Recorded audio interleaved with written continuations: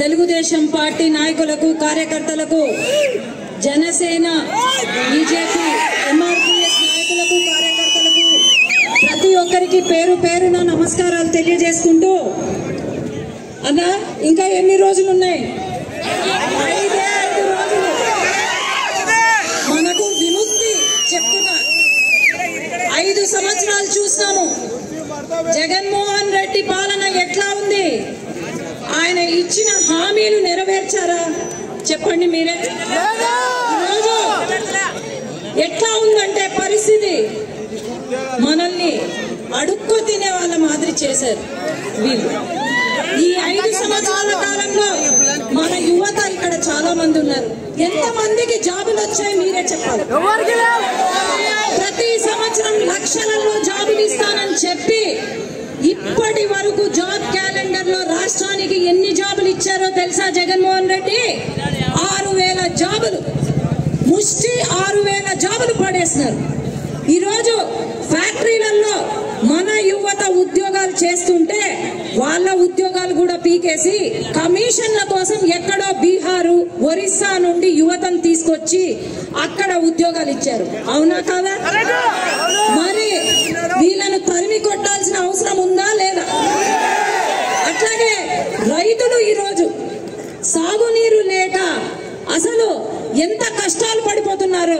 జగన్మోహన్ రెడ్డి గారు అంటారు అవుకు రిజర్వాయర్ పూర్తి చేస్తాను అని అంటారు. మరి అవుకు రిజర్వాయర్ పూర్తి చేశారా? ఈరోజు రిజర్వాయర్ ఉంది, నదులు మారుతున్నాయి, చెరువులున్నాయి, కానీ చెరువులు నింపలేదు.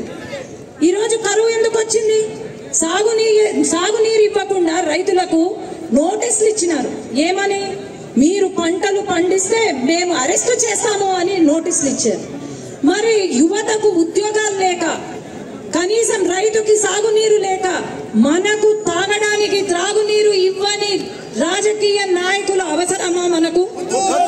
ఈరోజు రాజకీయం అంటే రాజకీయం చేయాలి, కానీ మనం అందరం ఎంతో బాధపడాల్సిన అవసరం. ఈరోజు బీసీ జనార్దన్ అన్న భార్య ఇందిరమ్మ ప్రచారానికి వెళ్తే కొంతమంది సిగ్గు లేని నాయకులు ఆమె పైన దాడి చేస్తారు. మన రాయలసీమలో ఏమంటారన్నా, మహిళల పైన దాడి చేస్తే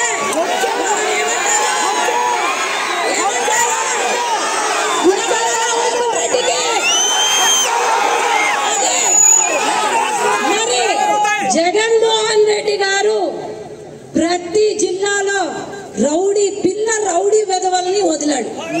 మా నందికొట్కూరులో కూడా అట్లనే వదిలాడు, ఇక్కడ అట్లనే వదిలాడు. వాళ్లకు చదువు సంధ్యలు ఉండవు. ఈ రోజు రాజకీయం చేయాలంటే నువ్వు మగాడివైతే మగవాళ్ళ పైన రాజకీయం చేయి, మహిళల పైన దాడి చేస్తే ఇక్కడ ఊరుకునే వాళ్ళు లేరు. ఈ రోజు దాడి ఏదైతే జరిగిందో అందరూ కూడా గమనించాలా. ఈ రోజు వైసీపీ ప్రభుత్వం మహిళలకు ఎంత ఇంపార్టెన్స్ ఇస్తుంది అనేది మీరందరూ గమనించాలా. ఈరోజు సొంత చెల్లెలు అడుక్కో తినే పరిస్థితికి వచ్చింది. నాకు న్యాయం చేయండి అన్నా అంటే కూడా పట్టించుకోకుండా వదిలేశాడు. ఈరోజు సొంత చిన్నాన్నకు న్యాయం చేయని వాడు మరి మనకు న్యాయం చేస్తాడని అనుకోవాలి. యదా రాజా తదా ప్రజ అన్నట్టు అక్కడ మహిళల్ని అడ్డం పెట్టుకొని వాళ్లకు న్యాయం చేయకుండా వాళ్ళను అన్యాయం చేస్తుంటే ఇక్కడ మమ్మల్ని అడ్డం పెట్టుకొని ఇదే పరిస్థితి నందికొట్కూరులో నాకు ఎదురైంది. 4-5 మంది కడప రౌడీలను తీసుకొచ్చి నన్ను గుడిలో దొప్పించినారు.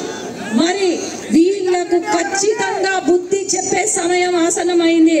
మహిళలంటే అది రాయలసీమ బనగానపల్లె, మా అమ్మ ఊరు బనగానపల్లె.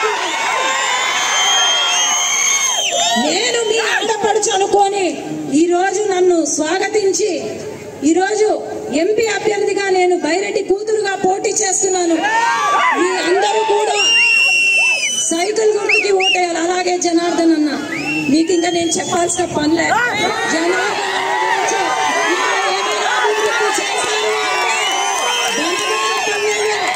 ఏమైనా అభివృద్ధి జరిగింది అంటే అది జనార్దన్ అన్న వల్లే తప్ప ఆడ రామిరెడ్డి కాదు, లేకపోతే ఓబుల్ రెడ్డి ఆయన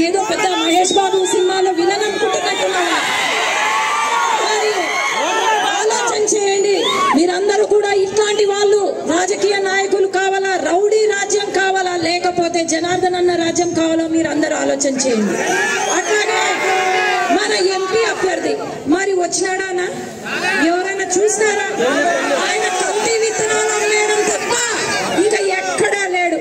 దయచేసి అర్థం చేసుకోండి. 5 సంవత్సరాలు చూసినాం, ఆ ఎంపీ మనకు ఏమి చేయలేదు. కనీసం పార్లమెంట్ లో మన బనగానపల్లి ఇష్యూస్ కూడా మాట్లాడండి. మరి అలాంటి వ్యక్తికి ఓటేస్తారా? లేకపోతే మీ సమస్యలు, ప్రజా సమస్యలు తెలిసిన ఎంపీకి, తెలిసిన నాయకుడికి ఓటేస్తారా? ఆలోచన చేసి 2 ఓట్లు సైకిల్ గుర్తుకి ఓటేసి గెలిపించవలసిందిగా కోరుతున్నాను. జై తెలుగుదేశం, జై జనసేన. ఈనాటి మన ముఖ్య అతిథి ఆ టైం ఇప్పుడు దగ్గరకు వచ్చింది.